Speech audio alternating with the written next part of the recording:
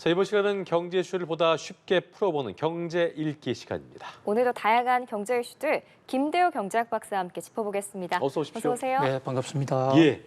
자, 먼저 조금 전 짚어왔던 최태원 회장과 노소영 관장의 이른바 세기의 이혼 소송 얘기를 좀 해보겠습니다.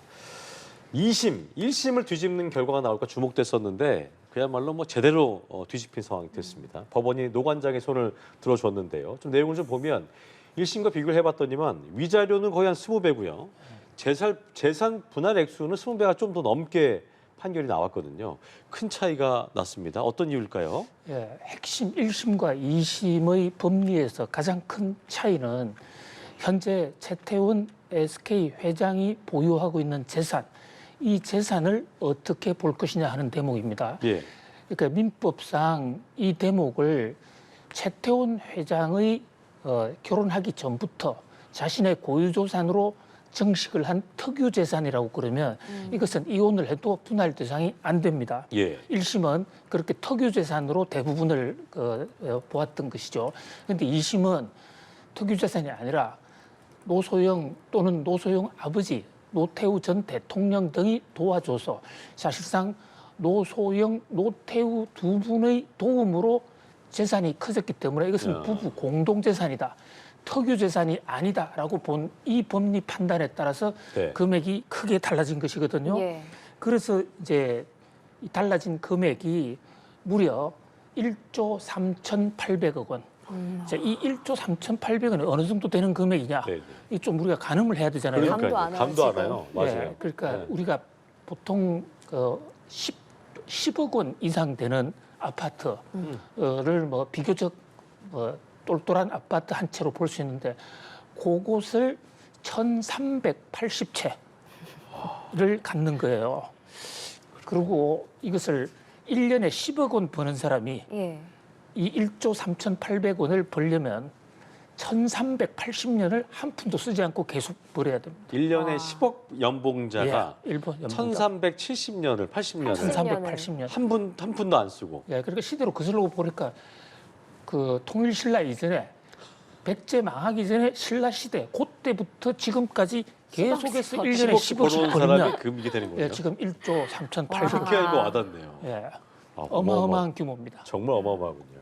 근데 만약에 이제 이 판결이 대법원에서 확정이 됐다라고 가정을 하고 얘기를 해보면 재판부가 재산 분할 액수를 현금으로 지급하라고 했잖아요. 네. 1조 원 지금 말씀하신 이 어마어마한 1조 원 현금을 어떻게 마련할지가 관건인데 지분을 매각할 가능성은 낮은 건가요, 현재로서는? 예, 이 대목이 우선 이게 항소심 판결, 그러니까 2심 고등법원 판결이기 때문에 네. 최종 판결은 아닙니다. 네. 그렇죠.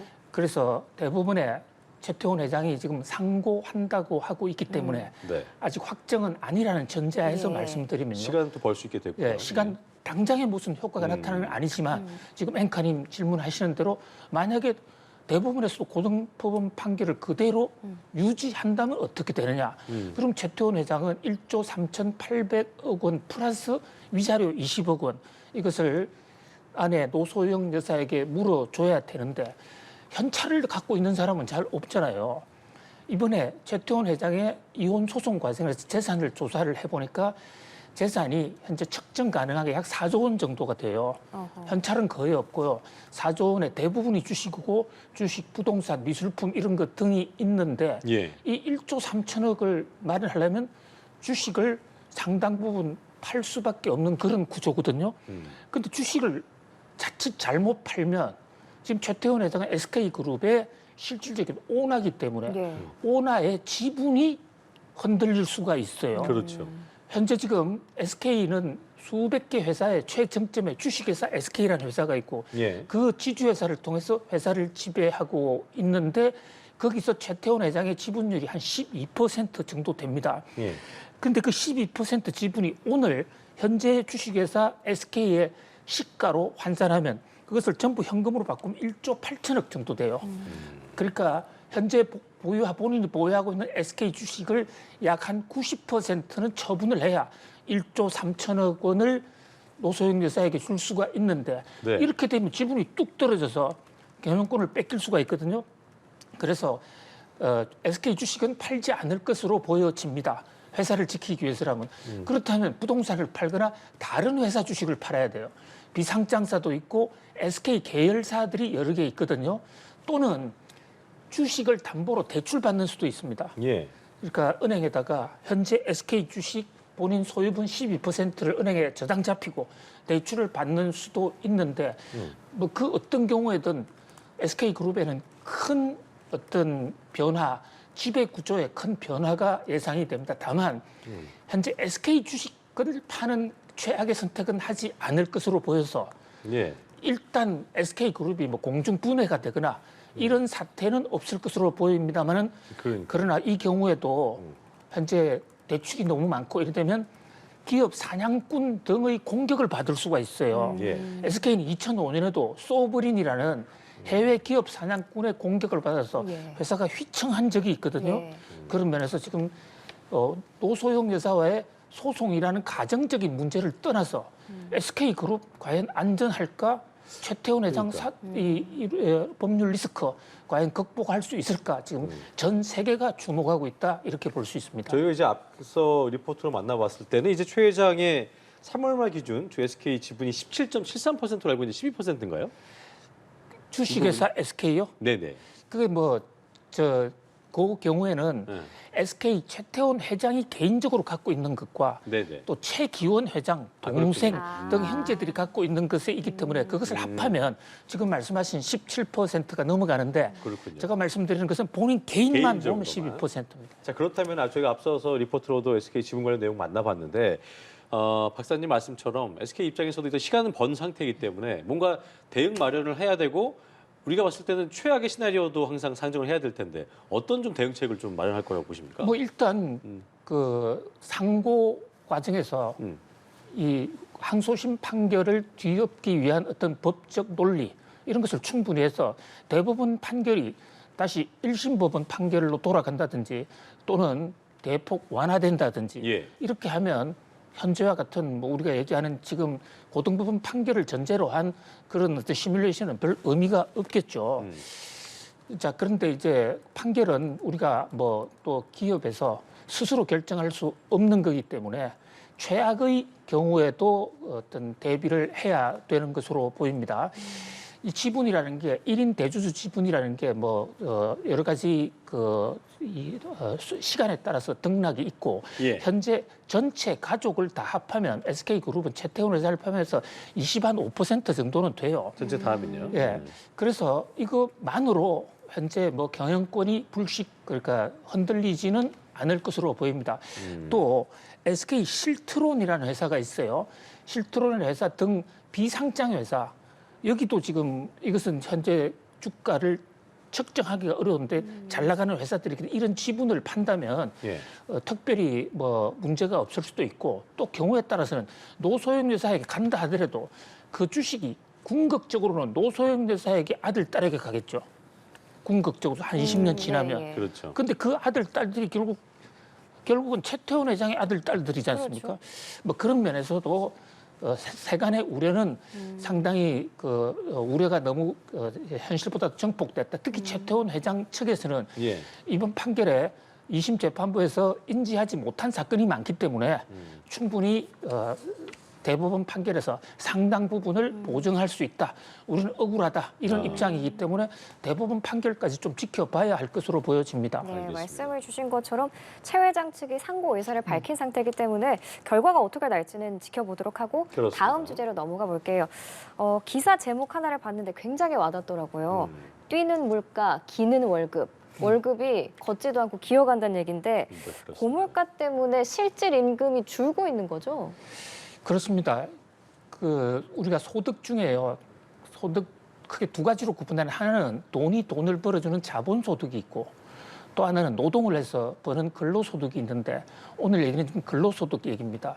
근로소득이라는 것은 급여 생활을 해서 월급을 받는 건데 이 급여 이 생활에서 노동부가 예. 전수조사를 해봤더만 올 1분기 중에 1.3%가 늘어났다는 겁니다. 예. 네. 급여 소득이. 그런데 문제는 그 기간 중에 물가가 3.0% 늘었으니까 와.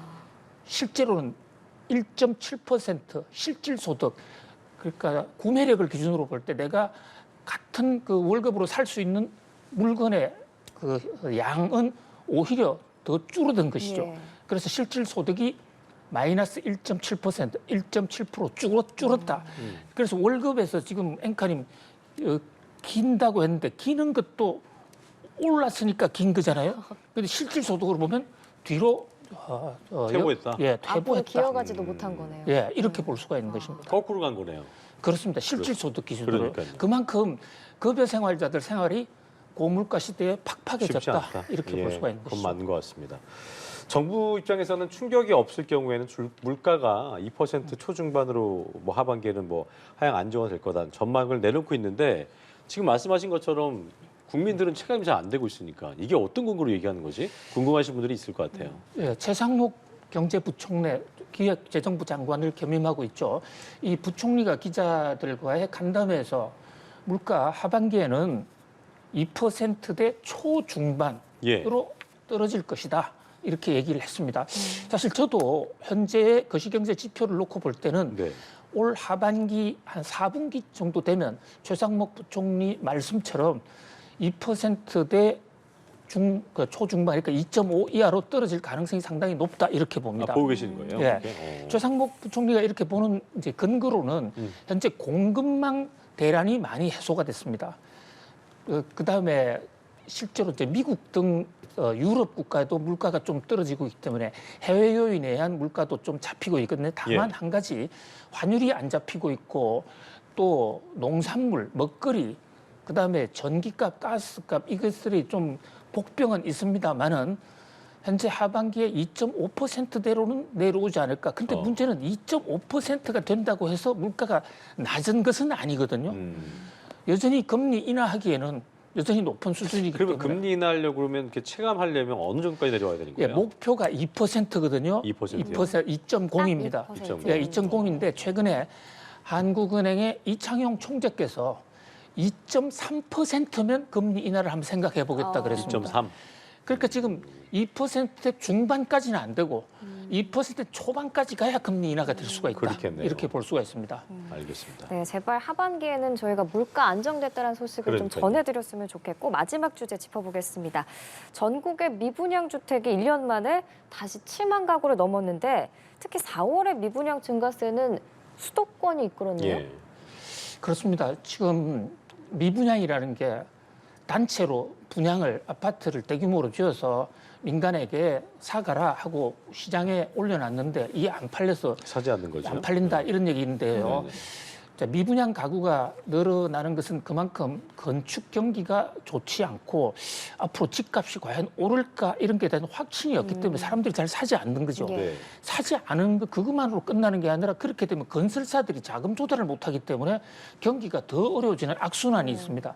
그래서 건설 경기의 미래 지표와 관련해서 미분양은 미래의 건설 불경기를 예고하는 예고 지표로 하나 삼는데 네. 이게 지금 5달 연속으로 지금 상승세고 또 1년 만에 7만 가구를 넘었었습니다. 특히 지금 앵커님 지적하신 대로 그동안에는 지방 쪽에서의 미분양 가구가 집중됐는데 맞아요. 이번에는 지방 중에서도 서울에 가까운 서울 경기 지역에서도 늘어났다. 경기가 그게 엄청나요. 또 특이하네요. 보니까. 예, 그러니까 그죠. 서울을 뺀 나머지 전체. 지역에서 네. 지금 네네. 전반적으로 어렵다 이렇게 볼 수 있습니다. 이게 보니까 사실 또 주택 공급 상황을 보여주는 선행 지표죠. 인허가 이거는 여전히 부진한 상태인데 또 한편으로는 착공이랑 분양은 회복세 보였다고 하는데 이건 어떻게 해석을 해야 되는 거예요? 음. 자, 주택을 만들 때요, 건설공사를 할 때 단계가 있습니다. 제일 먼저 허가를 받아야 돼요. 허가 받고 이제 땅 사 들어가고 그리고 여러 가지 조건을 맞춰서 지방자치단체에 허가를 받아야 됩니다. 예. 허가를 받으면 공사에 착공하고 이제 완공하거나 착공했을 때 분양을 시작할 수가 있는 겁니다. 예. 그런데 지금 인허가가 안 된다는 것은 아예 새로 아파트를 지으려는 계획이 좀 줄어들고 있다. 네. 이렇게 볼 수가 있고요. 그럼 착공은 왜 늘으냐? 이미 인허가 받은 것 중에서는 최근에 PF가 조금 그 문제가 해결이 되고 있기 때문에 네. 어차피 허가받은 것은 짓자 이렇게 볼 수가 있거든요. 그런데 근본적으로 부동산 경기가 해소가 되려면 인허가도 늘어나야 됩니다. 특히 중장기 물량이 늘어나야 수급에 균형이 생기는데 현재로서는 지금 중장기 예고 지표인 인허가 물량이 안 늘어나는 것은 예. 지금 앞으로 몇 년 지나면 공급 부족에 의한 부동산 가격 상승이 올 수도 있는 것이거든요. 네. 뭐 그런 면에서 현재 아직은 균형이 완전히 안 잡혔다 이렇게 진단할 수 있겠습니다. 네, 알겠습니다. 오늘 경제 읽기 김대호 경제학 박사와 함께했습니다. 고맙습니다. 고맙습니다. 고맙습니다.